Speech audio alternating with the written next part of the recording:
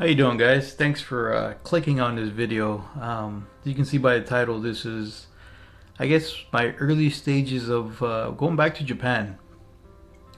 I applied to the JET program last month, and I should be hearing back in January. So today is Christmas Day, 2024. Um, and this is 10 years later. So I lived in Japan. I was a teacher in Japan, AOT, back in 2015. So 10 years ago. And I came back because things didn't quite work out. At the time, I was married. My wife at the time had a really hard time, so we had to come back. I didn't return because I wanted to, but because of, life and the situation we're going through. So fast forward, I'm no longer married. I'm free to do whatever that I want, and this is what I want to do. In between that time, since coming back and things not working out, I went back to school. I used to be an automotive car mechanic. That was I guess, my original profession. And then I switched when I was in AOT in Japan. I enjoyed it, and I essentially changed careers. So when I returned here, I pursued a master's degree, and I've been a high school teacher for the last 6 years. Did other stuff in between then too. And I became a photographer. One thing I wanted to do, or one thing that I started doing when I was out there, was video and photography. It wasn't very good. I did have, just a cheap GoPros, I think, that I picked up, and I didn't know photography much, so I think I was running around with just cell phone and that GoPro and a little picture camera that I borrowed from my brother. And I'll dig it out here, and I'll probably show it in the next video.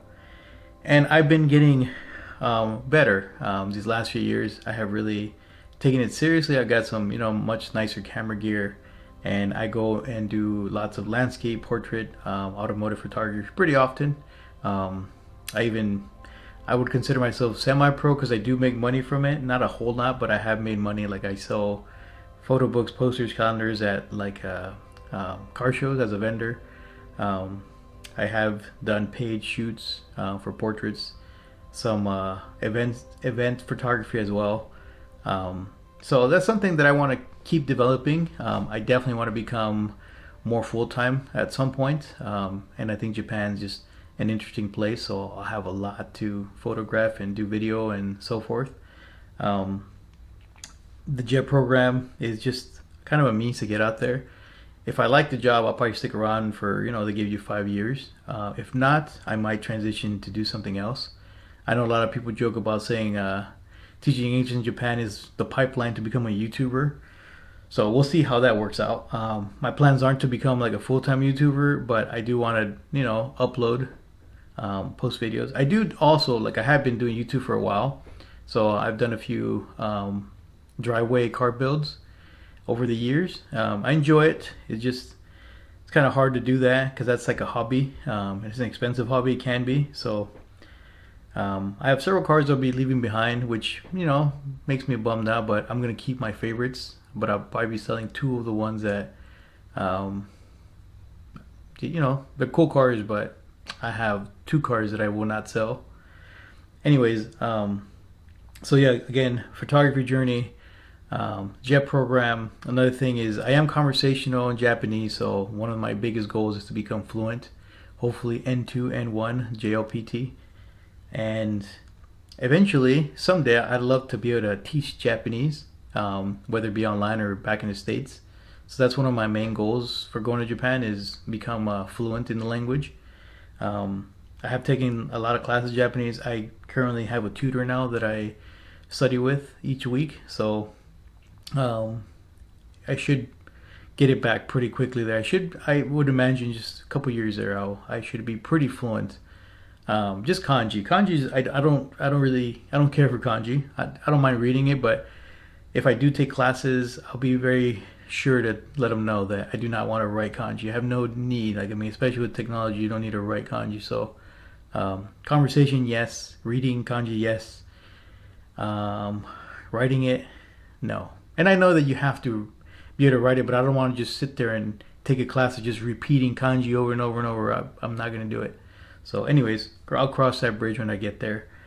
So yeah, my language learning goals: photography journey, videography, YouTube, whatever, teaching, lots of shop visits. I did go back last year just because I wanted to see if I wanted to return, and yeah, I'd like to return. So uh, Japan was the first place that I visited on my own. I guess when I was old enough to visit anywhere. So back in 2009, I went out there for the first time. First place I ever went, outside of the U.S.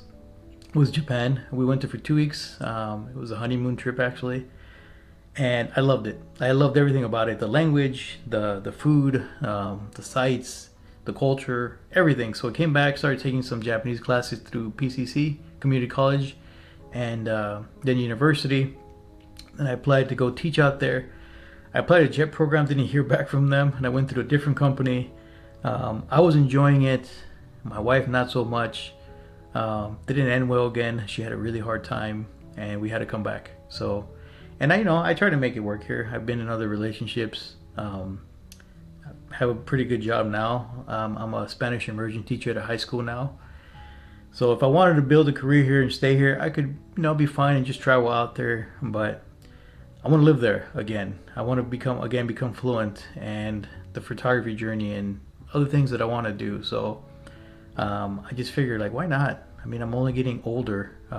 Again, it's been 10 years, and this hasn't left my thoughts of, like, man, I should get back out there. Like, there's no reason for me to stay here. Like, I could just buy more cars, build more cars, just work here every day and just go take trips over there.